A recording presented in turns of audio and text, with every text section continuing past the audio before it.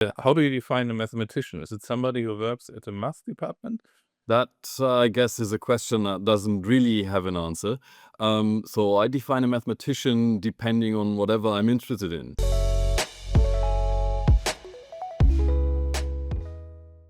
Great. Welcome to our next episode of About Logic. And today we have a dear colleague of mine, at least at the moment when we're recording, because then I'm still affiliated with Brussels, Colin Rittberg, who's a Hello. postdoc at the Freie Universität in Brussels. And he's doing something called philosophy of mathematical practice. That's And true. that's maybe already our first question. And we're talking here about logic and foundations, but also about philosophy of math. So would you give our listeners like a very short rundown? What's philosophy of mathematical practice? Well, I guess philosophy of mathematical practice broadly wants to understand what mathematicians are doing. So individual activity of mathematicians, the institutions that they play a role in mathematical research and mathematical knowledge making. It's about communal activities. So understanding kind of mathematics as it is being done. So what exactly? How do you define a mathematician? Is it somebody who works at a math department? That, I guess, is a question that doesn't really have an answer. So I define a mathematician depending on whatever I'm interested in. So when Okay. in my usual research, I'm interested in research mathematics. So I'm thinking about mathematicians who tend to work at universities and kind of publish in mathematical journals, even though they might not be hired as mathematicians, right? There might be computer scientists, or there might be theoretical physicists or something like this. But of course, if you think about mathematics education, a mathematician might very well be the 14-year-old sitting in the classroom, and you're talking about a Sure. mathematician from that perspective. So I wouldn't want to give a clear-cut definition of what a mathematician is.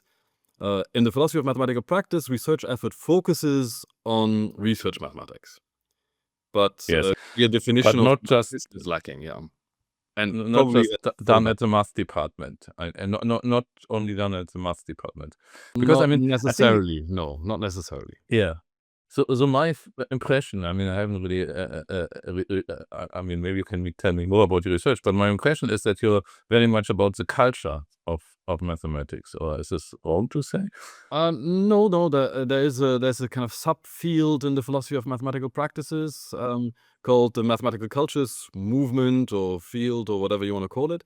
So where the real idea is to focus on cultures. Of course, that raises questions about what exactly is a culture and further issues. Yeah, I'm very happy with that. So the mathematical cultures movement might be the one that I relate the most to in these various different strands, all collected under the big heading of philosophy of mathematical practices. Yeah, because I always have this problem. Am I a mathematician? Some people say yes, but I I do. sometimes say no, because I'm not really in this mainstream culture of mathematics. Yeah, and I'm quite sometimes can be quite cynical about it. Not that I think that computer science is all wonderful and better, but it's different. And I want to see whether you have got some observation about. I tell you one example. Maybe you can interpret something for me. Yeah. With you? So I'm a sort of I'm intuitionist. So I've used different foundations. I use type theory, if it means anything to you. But so I'm talking. We had actually already Kevin Buzzard. In here in about logic, and not at this conversation, but previously I talked to him, and I said, so Kevin is interested in formalized mathematics. So he uses this lean system, yeah. And for me, the lean system on the one hand is good because they use type theory. On the other hand, it's a bit disappointing because they're very classical, yeah. So I'm talking to Kevin and say so why are you try to convince him that sort of type theoretic principles are maybe interesting to consider. Yeah, I'm not want to turn him into an intuitionist, but open up intuitionism. And then he says, "Yeah, this is all very interesting, but the field medalists, they wouldn't buy this." I mean, I Okay. find this is quite strange because I want to have a discussion about philosophy. Yeah, I want to talk about foundations, and he talks about sociology. Yeah, so Okay. can you comment? Can you interpret this for me? I'm much more for the sociology than this type of philosophy then. Right. Yeah. So I guess, I mean, so if we're thinking about Kevin's work, right? So Mhm. this whole idea of kind of digitalizing mathematics, so Mhm. Mhm. having some kind of computer verification of mathematical proofs, right? I guess Mhm. for this particular issue, then we want to capture the logics that are employed in ordinary mathematical proofs and then kind of run them through the machine to check for correctness, right? So for No, that that's not. purpose, I don't think. Okay, so I think that's not even uh, that's not even accurate. Sorry, because the proofs, the nature of proofs, the nature of construction changes. Even if you're classical, let's ignore this question. The nature of mathematical construction changes in the moment you use a formal system. So it's not about just formalizing existing mathematics. It's about transforming ideas from existing mathematics, but it makes it different and also creates different ideas, different dynamic. Yeah. So sorry, Absolutely. yeah. No, I fully agree with you, right? This is Lakatos Huh? 101. So the translation of the proof as written into Yeah. whatever formal system you might use to then assess it. And I guess that's an issue for kind of digitalizing mathematics in this way, right? And I'm with you on that. Nonetheless, there is a research effort that doesn't fully ignore that problem, but the philosophical ramifications of this are maybe considered to be minor or something. Sorry, which problem? So the problem that you have an ordinary mathematical proof written in the ordinary style as published in academic journals, and the kind of computer verification code that you might need to verify them. Because what you're No, verifying, as you sorry. correctly point I'm out, still it's not the same. You're verifying the translation of the proof, right? actually no, not even this. I don't agree. Okay. Sorry. No, go ahead. Go ahead. Interesting. I would say it's rather an opportunity to reinvent the proof and have quite a different proof and have a different perception of the subject. So it's not. I'm very. I mean, I'm a bit. I think when you say digitalization of mathematics, that doesn't do it. That's not. It's not. For me, it's not the right description. Right. It's a new kind of mathematics, which is inspired and related to existing mathematics, but it also offers really new opportunities, new proofs, new ideas. Yeah. So it's Right. really a cultural change. It's not just digitalizing existing mathematics. Yeah. I guess there's a kind of this is a philosophical question. What exactly you're doing there, right? And I mean, so when I'm thinking about Scholze and the liquid tensor, Yes. what was it called? The liquid Tensor. tensor. Right. So there, the idea was to have an ordinary proof and worry about the correctness of that proof, and then go through the motions of digitalizing it and running it through putting it into computer code, having libraries that can support this, and then check formally, kind of computer aided, computer assisted proof checking. Now, you're No, the proof absolutely was right to point incorrect. out what you're checking is a translation of the thing, right? Nonetheless, the No, effort was no. no. It's a new thing. First of all, the original proof was actually wrong, right? So they created a new thing, which was not the translation of an existing thing, which is inspired by an existing reasoning, existing argument on the whiteboard, maybe. And that's one thing. That's what this liquid tensors was about. But actually, it goes further. I mean, and I don't know a good quote, but maybe it was Tao or something, where they really discover new mathematics by using a formal system. So I'm a bit sensitive to saying translation, digitalization is really a cultural change. It's a new kind of mathematics which is created, which is related and inspired to existing Yes, mathematics, but and it's you not a would mere resist translation. the framing in translations, because you think Yes. the objects are not closely related enough that you might call one. I mean, they're related. They're related in the way that sort of one inspires the other. I mean, and they're certainly related. Yeah, but actually, it goes further. There are now things being created which are not related, which are really new, right? Which are because the way to do mathematics changes by getting a computer into the game, right? Sure. I mean, in many ways, and not just the kind of verification efforts, but I mean, the whole dissemination of the creation, right? Collaborative efforts have, and collaborative practices have changed massively. I mean, the digital transformations of mathematics are extremely impactful and impact all sorts of aspects of mathematics. Yeah, absolutely.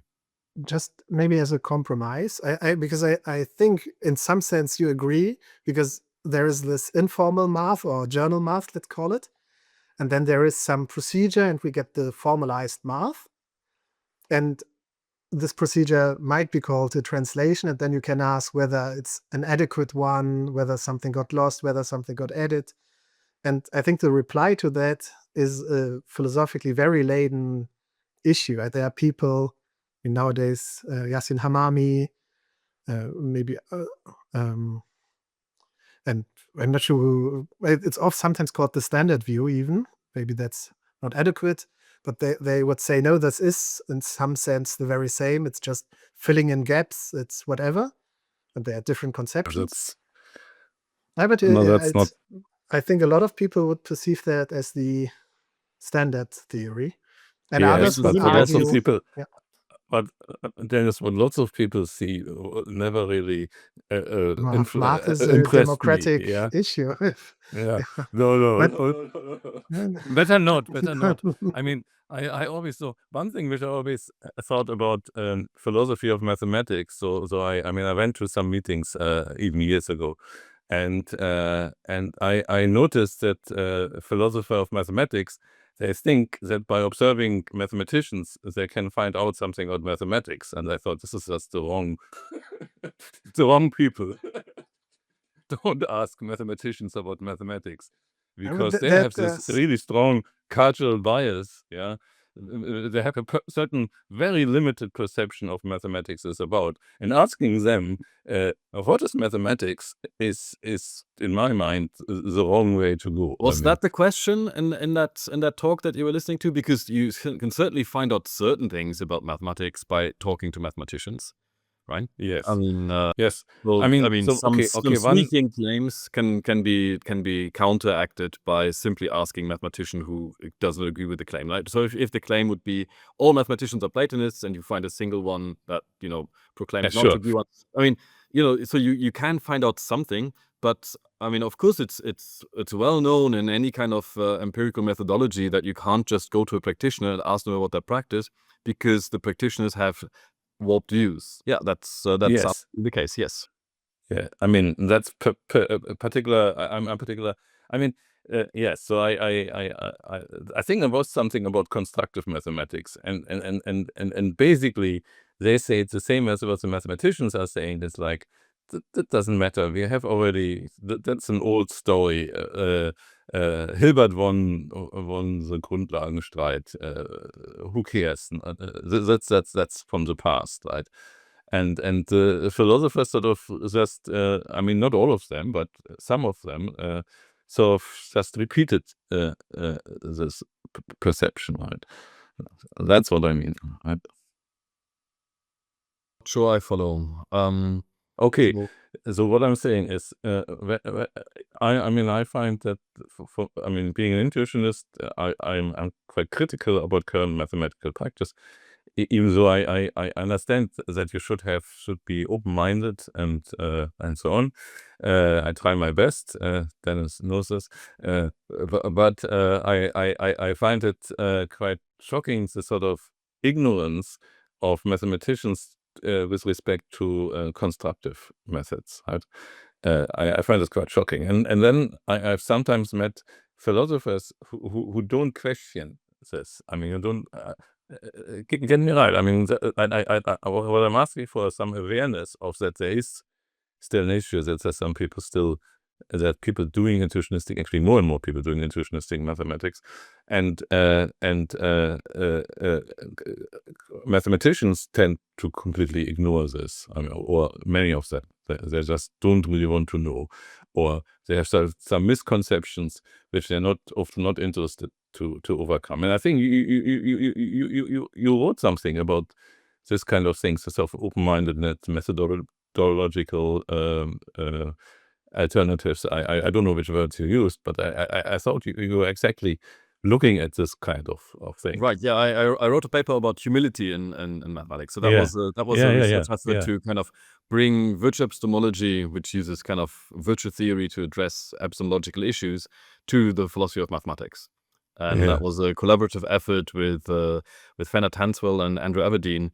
And we've been kind of pushing the idea that, virtue theory might be of help to engage with issues in the philosophy of maths that otherwise have been left unaddressed, or address it from different angles. Don't you all think, I mean, when you say this, that foundations should be topic of discussion instead of just being assumed, but brought out in the open, and shouldn't mathematicians be aware of what foundations they're using and what alternatives there are? I mean, I don't know. I mean, they're not, I would say. Most of them are not. And I mean, so I guess one argument, and you and I'm curious to hear a counter argument to this, but one argument might be, well, it's mathematicians are already very busy people, just like all academics are. And so to just get a grasp on your field of research, that's already heavy work, and to stay up to No. date. So why worry about other approaches to the very foundations of mathematics, right? What are you No, being but exaggerated in? Okay, first of all, I'm not expecting that they should learn about my area of research. That's Okay. not what I meant, no. One. But they use certain logical principles, and mathematicians often say logic isn't something they don't consider. It's not relevant, right? Because they just do mathematics and they don't have to reflect on what methods they're using. And I think a practitioner should always be in some sense reflective. I mean, you do something in mathematics and you should reflect on what you're doing. And part of this reflection, I think, is what foundational principles you're using, whether you set FC, whether you need choice, whether this can be framed constructively, and there are other things which are interesting. Yeah, I mean, whether you're very dependent on representations, where representation independent, and so on. So these are questions which I think any practitioner should reflect upon, no matter how busy you are. Actually, this is important for the development of the subject, but also for the communicability of the subject. Yeah. And my critique on contemporary mathematics is that this is very, very little. I mean, they would rather say, okay, logic, we don't care. We don't really want to do anything to do with this because we know how to do mathematics. Don't tell us. Yeah. Yeah. I mean, when I think, so I studied mathematics, and when I think back on this, I mean, we never had a course on the foundations of maths. I mean, I got a course on the foundations of math because I chose mathematical logic, which turned into set theory. So I saw some set theory, but it was also only just set theory, right? There was no category theory discussed. There was no intuitionist logic.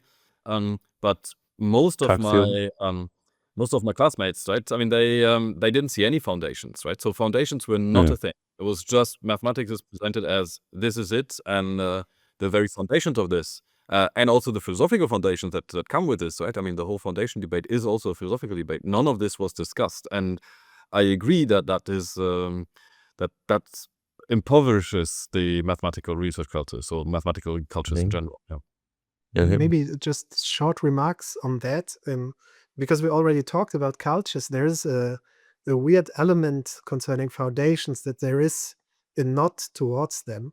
Like in your linear algebra course, there is a moment where you say, oh, we are now talking about bases of vector spaces, and their choice is important, and we don't even spell out ZFC, but talk about choice in particular, and then say, oh, there's choiceless models, and of course there are some equivocations there about constructive, non-constructive, we don't need to talk about right now.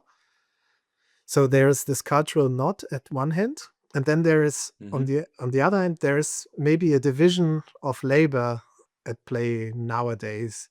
So the more extreme example is physics. They don't care about rigorous math in the journal math sense, right? They don't care whether this is the smooth thing or not. They just assume that for now and work out their theorems. Then there's the rigorous mathematician going over that and finding the right formal apparatus. And there's this famous example of the Dirac delta function, where physicists just said, don't put this into an unbounded integral and nothing happens. But if you do, you get contradictions, but just don't do it. And then we got the proper reconstruction that this isn't really a function. And then we have the logicians who really care about whether this happened in ZFC or how many Grothendieck universes needed to be added, or whether maybe even piano arithmetic suffices. And we also talked about this with Kevin very shortly, that it's kind of open whether Fermat's last theorem needs how much they need. And his formalization effort will make that clearer, at least, to give an upper bound. Yeah. So at least in current practice, maybe this is how mathematicians decided to solve it. I mean, okay, I had the hopes that the formalization of mathematics, in a way, has already affected mathematical culture in this respect. Yeah. So very popular is this lean system, right? And lean is based on type theory. So actually, lots of statements in lean, they are not actually very set theoretic. They are really type theoretic.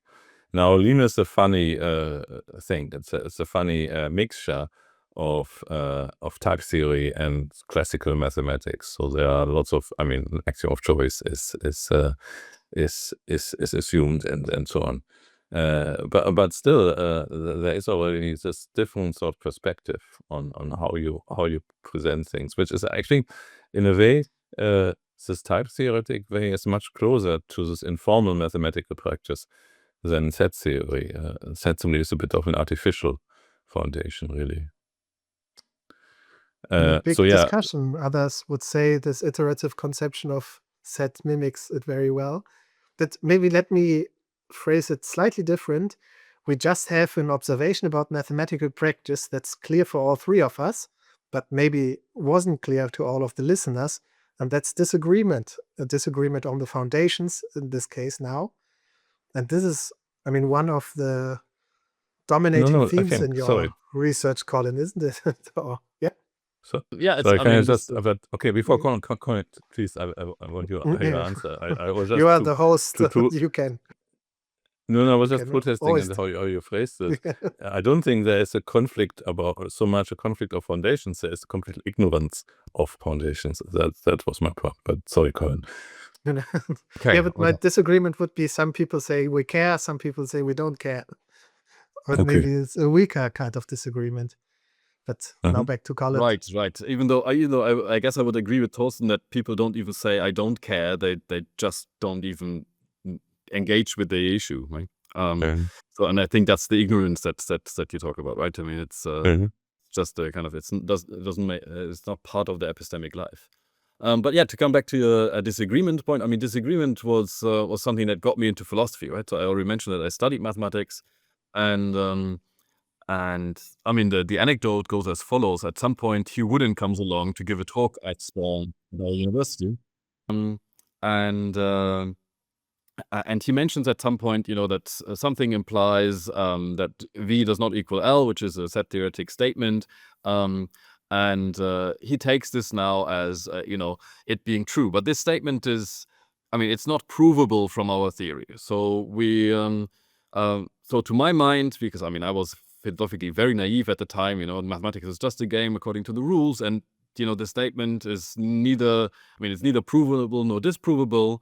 So it's neither true nor false. It's not decided by the game, and that's the end of the story. So how can somebody like Woodin now come along and say, oh, we know that this is wrong, and this statement is wrong, because it's neither right nor wrong. It's not decided. So I went home thinking, okay, this guy doesn't really know. And in my kind of juvenile hubris, because of course Woodin is one of the leading mathematicians in the field. So of course he knows much better than me, the little student. And it got me interested and questioning kind of, okay, how can mathematicians have different views about the very mathematics that they study from me? Because mathematics should be kind of this value free, and there shouldn't be any philosophical basis to any of this. And then in my master's thesis, I actually worked on Hampkins, who disagrees with Woodin. So there's a kind of fundamental disagreement between the two. And I did this from a mathematical perspective, working out some details of Hampkins stuff, Hampkins and Löw, actually. But now I got interested in this debate that they are having, where they disagree about. I mean, all of them are set theorists.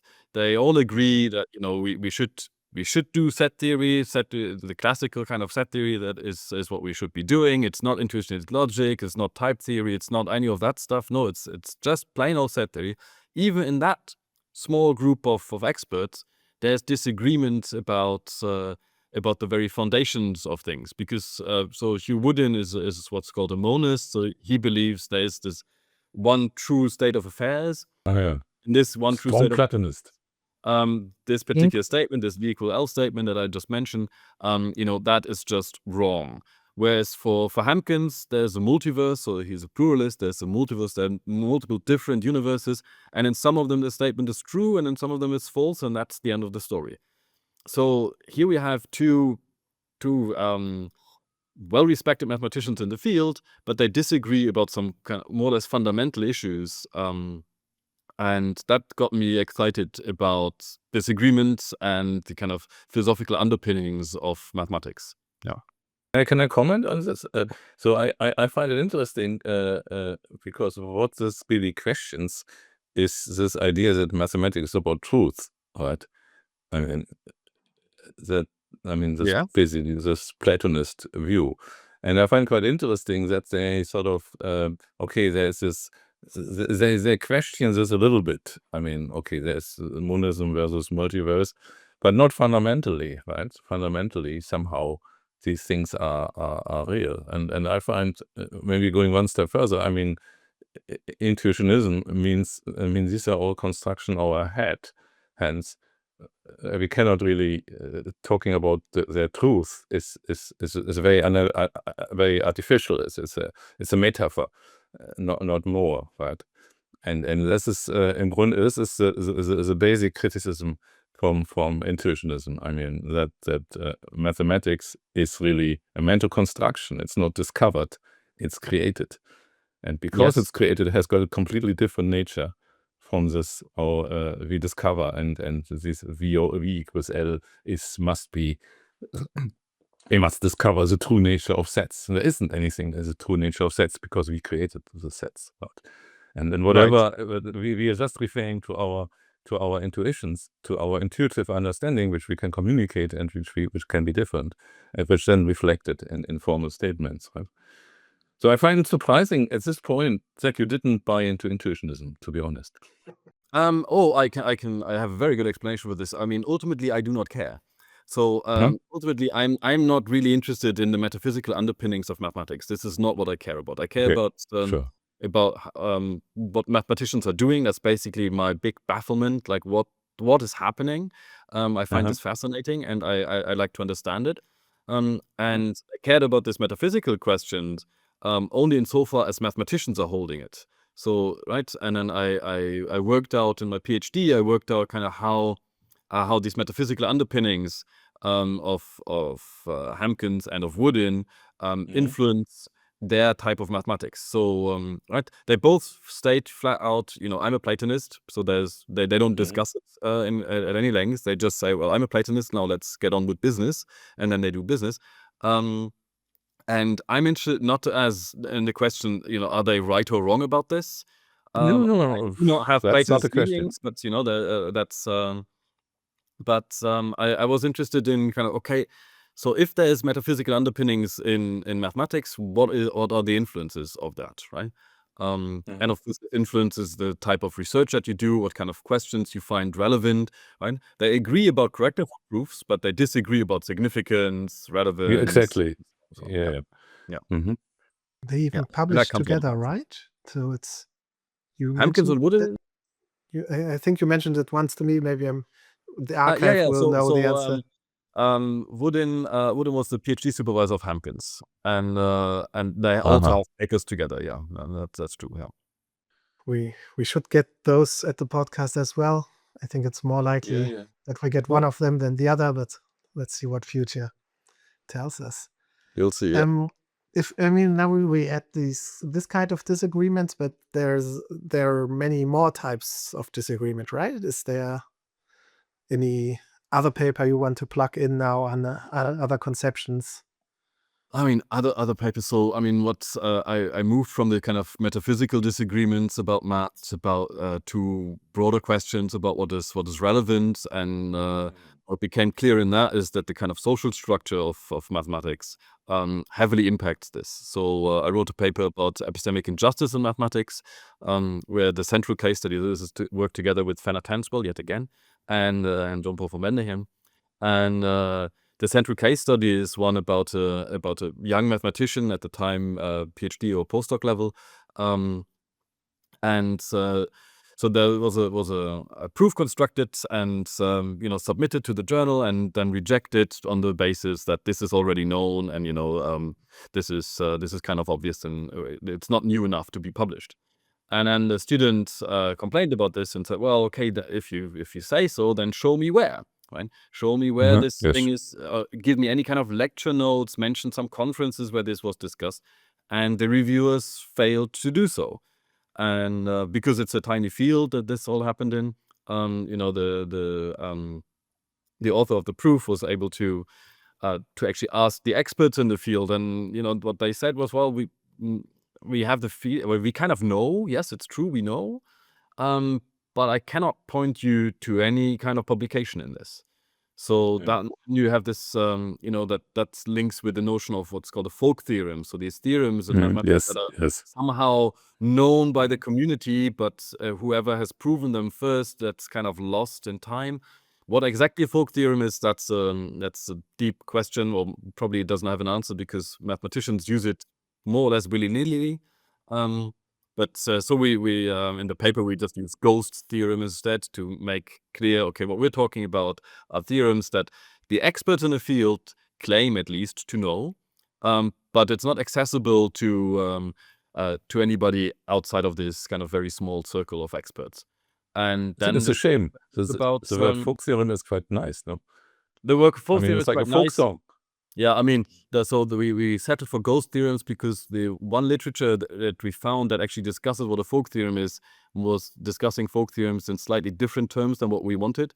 So we mentioned that literature and then moved to a different term. Yeah. Anyways, I mean, in academic presentations that I give of this, I sometimes just talk about folk theorems. That's true. Yeah. It's good. Yeah. Just so, redefine the word. So I mean.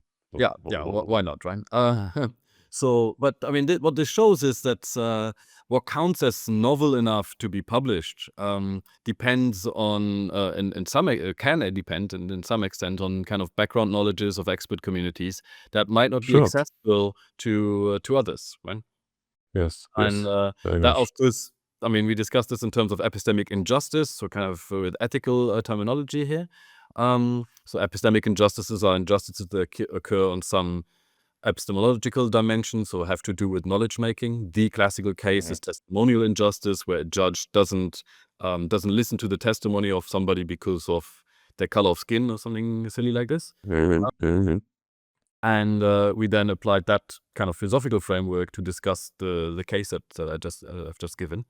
And that has sparked, that has moved my research effort from thinking about disagreements in mathematics to thinking about the entanglement of ethical concerns and mathematical knowledge making. So I've written a paper on the kind of the epistemological relevance of social justice and power relations in mathematics. Right? So who gets to decide what's gets to be published, what counts as serious enough, right? So one case study that we discuss in there is again a PhD student who found a flaw in a fundamental paper of the field and was able to correct that flaw, but was then dissuaded from publishing this because the academic standing wasn't high enough. Right? So this very much challenged this idea that in mathematics, as long as your proof is correct, you will get some credit or something, and that is just not the case, right? So it's been chipping away at that kind of talk, right? Yeah. By the way, I mean, obviously, what you say, I mean, rings a bell. Obviously, I mean, we always have trouble with reviewer too, right? I mean, and they're different. And it's actually, maybe it's I don't know whether anybody systematically investigated this exactly what you described in these examples. I mean, I had recently trouble get a paper published. Now it's accepted, but there were more than one repetition, and I thought it was a very important paper. And then it was reviewed by I think I know who it was, by a colleague who was culturally in a different position, right? I mean, it was a different culture.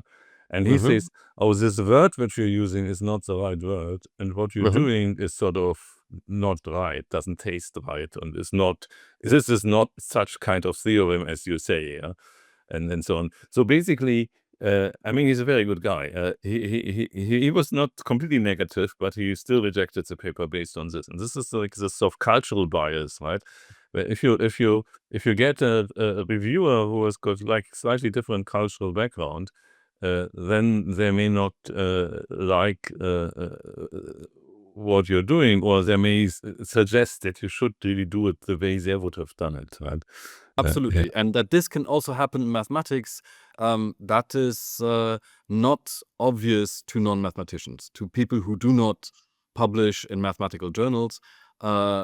And many of my philosopher colleagues are very much part of that particular crowd. So they also do not think about mathematical research being published in this sort of way, right? In the kind of what non-ideal epistemology might call the non-idealities of mathematical publishing, right? So kind of the realities of people having different conceptions of how you should name your theorem and whether this theorem falls in one box or the other, about what counts as novel, I just mentioned, and all these kind of other aspects that are not just questions about right or wrong in a mathematical proof, but that are these, you mentioned culture, so let me use the word cultural dimensions of mathematical activity, right?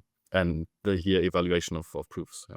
So just very shortly, this remark, since Thorsten asked about studies, I'm not aware about people really speaking with reviewers, but there is the study by Christian Greifenhagen about editorial practices, so speaking with the editors about these things like quick opinions, is this even interesting or not?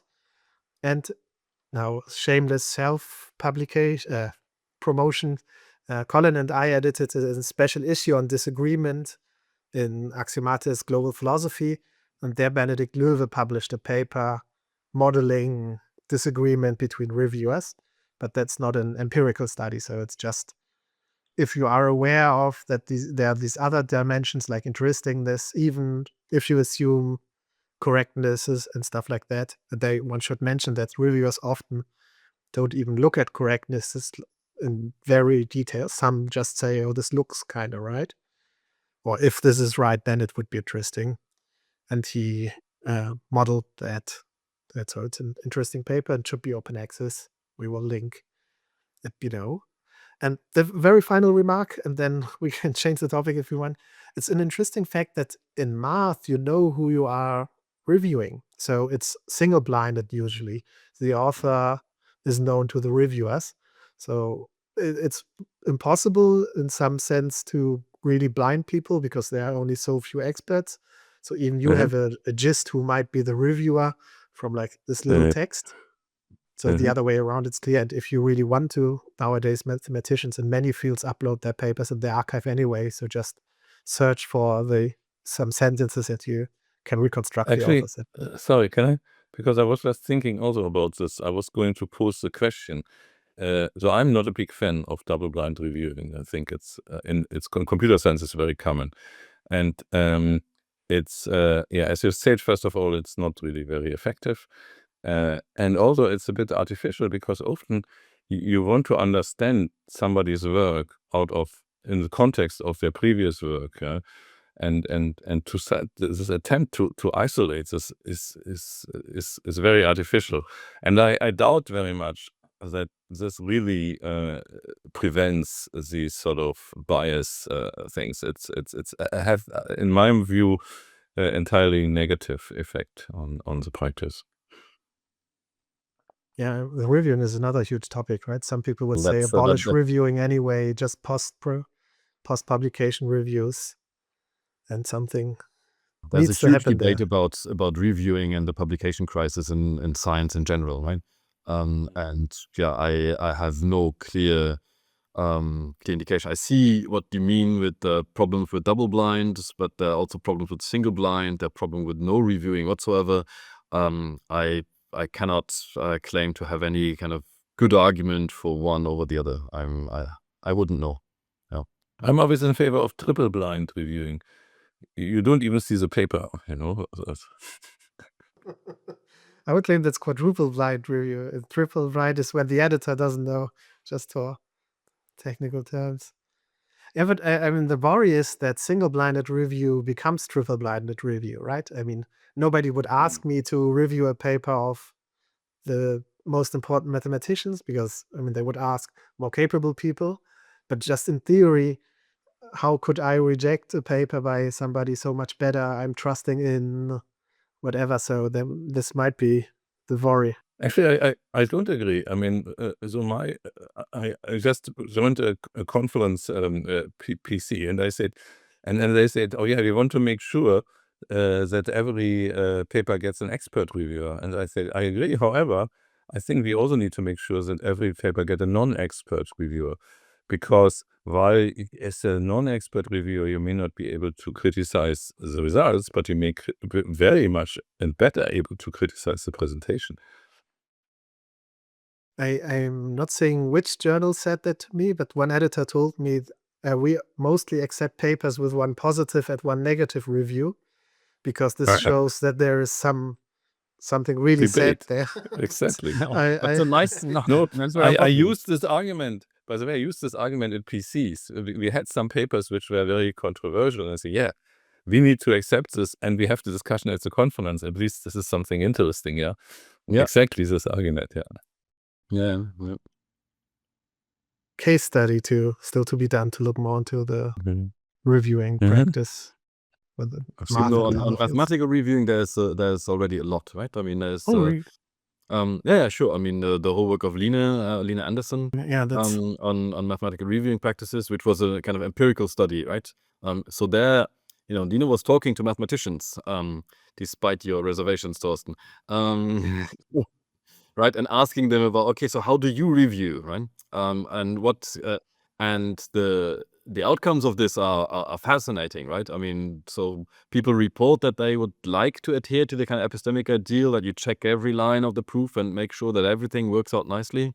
But this is not how reviewing ordinarily goes, right? So there are various kind of heuristics, so these kind of fallible strategies that you might use to check whether something is correct or not. So maybe it just looks like something that you already know, and what you know is correct. So that will probably also be okay.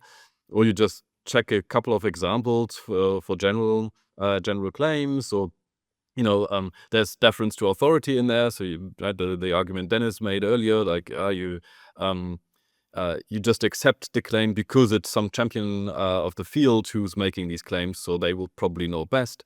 And many more strategies like this that feature in contemporary reviewing practices of mathematics.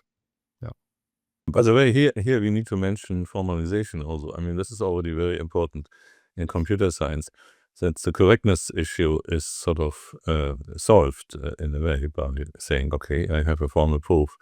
And the question is still, is this interesting, or is the presentation good, and so on. The correctness is can be delegated to a formal proof. And you mean to reopen this translation debate, the other half, which I hadn't mentioned, like Fenner, Ralph, or whoever.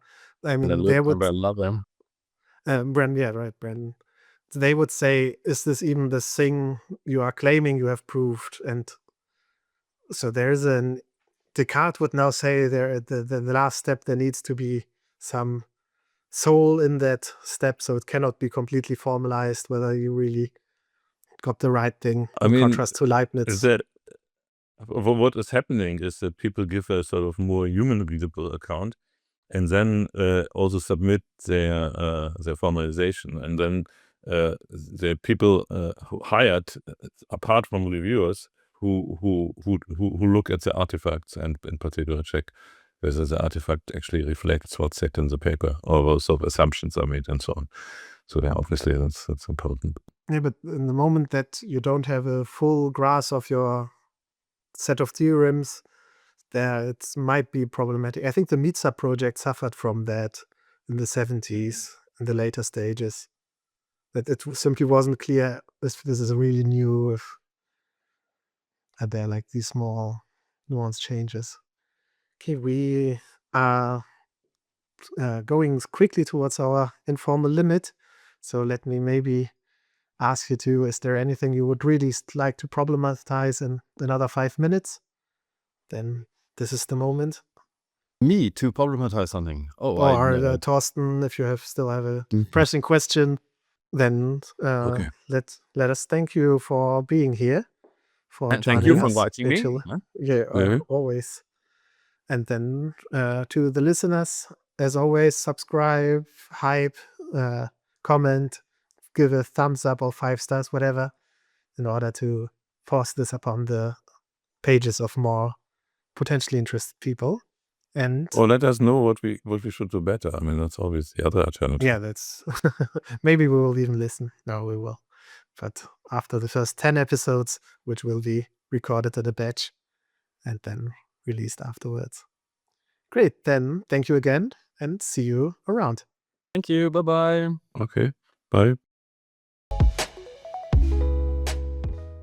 So this was another interview at About Logic. I hope you had fun. You can engage with other people in the commentaries below and subscribe and get the bell or something like that in order to get notification whenever the next interview comes up. So I hope to see you all around. And if you have questions we should ask, suggestions for people, do not hesitate to comment.